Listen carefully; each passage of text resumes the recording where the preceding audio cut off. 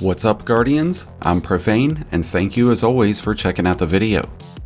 The Forced Memorializer is a new kinetic scout rifle that's been made available with the Ash and Iron update, and this might low-key be one of the best new legendary weapons that's come out of this update, and we're going to be checking out everything that this scout rifle has to offer, and why you need to keep an eye out for it. It can be obtained through Pinnacle Ops activities within the portal. It's a precision frame scout, which puts it in the same family as the hung jury. So you're getting a scout rifle that's fit more towards mid and long range engagements. It comes in with a rate of fire of 180 RPM. Because it is a precision frame scout, it's a bit less responsive than rapid fire frames, which is something to keep in mind of when it comes to barrel and magazine options. Corkscrew rifling and flared magwell are one of the most standout combinations in that regard, as this pair up would increase our range, stability, handling, and reload speed. And it is reload speed that we're aiming for when it comes to masterwork options, and that's because of the unique third and fourth column traits that this weapon offers. The scout rifle features two different origin traits, including Problem Solver, which can trigger exhaust onto high-ranking enemies. Exhausted enemies will deal 40% less damage, so that's something that could really come in handy. But we also have the option of Vanguard Determination, which can provide you with as much as a 6% bonus in damage resistance. When it comes to third column traits, we have quite a few powerful options. Rapid Hit would really help out when it comes to our reload speed, and Shoot to Loot can really come in handy under the right circumstance. Explosive Payload is a nice option to have in the third column, but the real winner chicken dinner has got to be the new trait called Bewildering Blast. Whenever we reload the weapon after a final blow, the next time we deal damage, a small projectile will pop out of our target. This has a delayed explosion that will disorient nearby enemies, having a similar animation as the Hunter's exotic, the Bombardiers. This only has a proximity of 2 to 3 meters, and you're only going to get a 6-second window to take advantage of it, but this can be triggered after every final blow, making this a great option for crowd control, which is why it would be a great idea to improve on our reload speed.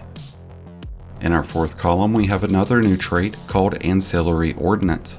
As we land elemental final blows of any kind, and as we defeat enemies who are under the effect of an elemental debuff, we'll charge up micro missiles, and we can charge up multiple missiles, and once we've got them charged, they will come out when we fire this weapon.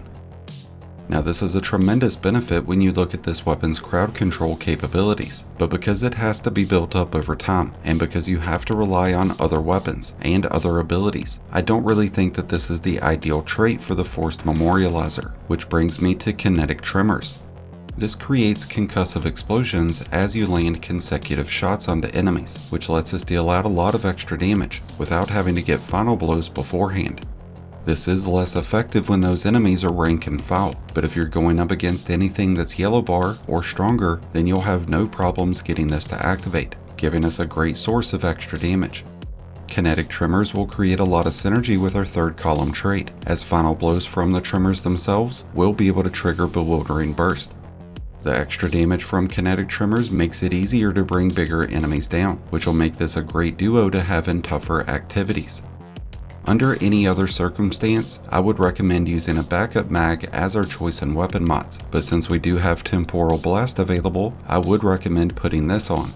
We're not going to be able to build up those charges quite as fast as a weapon like Mint Retrograde, but this is essentially free damage, so you'd be a fool to not take advantage of it, just like you would be a fool to not use this scout rifle with the TechSec armor set.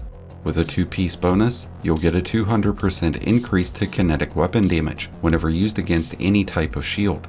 And with a 4-set bonus, you would create additional concussive blasts whenever defeating high-ranking enemies and breaking combatant shields, and that could be a very powerful combination here in Ash and Iron.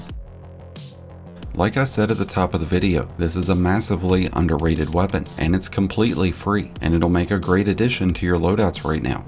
But I'd love to hear your thoughts about this scout rifle, and if you've already been using it, let us know down in the comments below. Thank you as always for checking out the video. If you enjoyed and found it helpful, then be sure to hit that like button below, along with the subscribe button if you're new. Both are greatly appreciated, and both really do help support the channel, as does being a member, so a big shout out and thank you to all of our channel members. And until next time, Guardians, this has been Profane, wishing you all some happy hunting.